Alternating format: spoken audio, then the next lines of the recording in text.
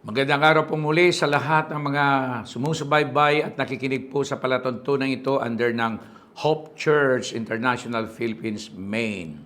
Maging sa iba't ibang mga bansa, sa ating pong mga kababayan, narito po tayong muli upang ihatid po sa inyo ang purong salita ng Diyos. We are believing that every one of you who are listening and watching this program ay matatamo po ninyo ang tunay na kaliwanagan at kalayaan upang sa makilala nyo ang tunay na Diyos. Now, unang tanong dito ay, bakit kaya napakagulo ang mga sikta? Pari-parihong mga Christian na nagsasabi, bakit mayroong 2 Diyos, 3 Diyos, 4 na Diyos? Ano ba talaga? Ilan ba talaga ang Diyos? Well, dito po tayo sa salita ng Diyos without any private or human interpretation.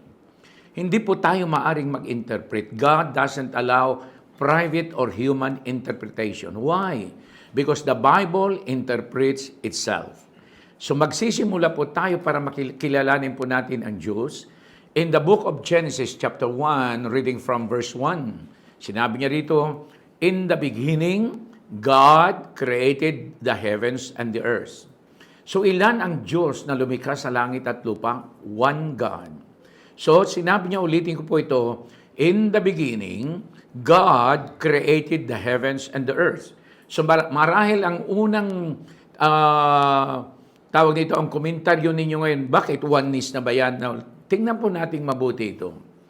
Next verse, sinabi niya, and the earth was without form and void, and darkness covered the whole earth, and the Spirit of God moved upon the face of the water. Now, dito po, makikita na po natin dito. There is only one God, but there are two operations, different natures. And the natures of this one God is the human nature and the divine nature. And sinabi niya rito, and the Spirit of God moved upon the face of the water.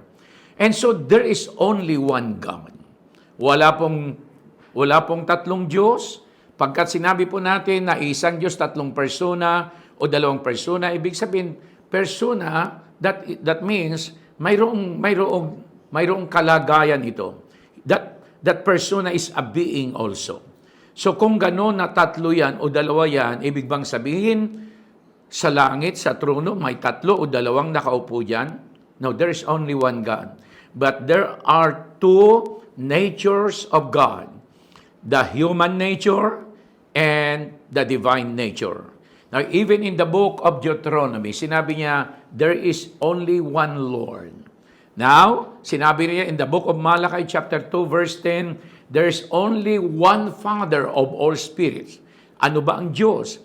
God is a spirit, and they that worship Him must worship Him in spirit and in truth. Ngayon, ang tanong dito ngayon ano naman si Jesus Christ? Ngayon, gusto kong maintindihan nyo. Okay, from the beginning, even before the creation, God is Spirit. He is the Alpha and the Omega. Now, during that creation, after ng creation sa tao, alam nyo, dito po nagkaroon ng problema. The first man that God created by the name of Adam failed to obey God. So dito na po nagkaroon ng problema. And dahil dito po, makinig kayo mabuti ngayon, dito ngayon nagsimula ngayon na ipahayag ng Diyos ang kanyang sarili on how to redeem the human being which God created according to His own image. Itutuloy po natin muli ito, mga minamahal, sa susunod pong episode. Subaybayan po nyo, lagi kayong mag-subscribe sa ating programa upang kayo po ay maging updated sa lahat pong ating mga palabas. God bless you. God bless you.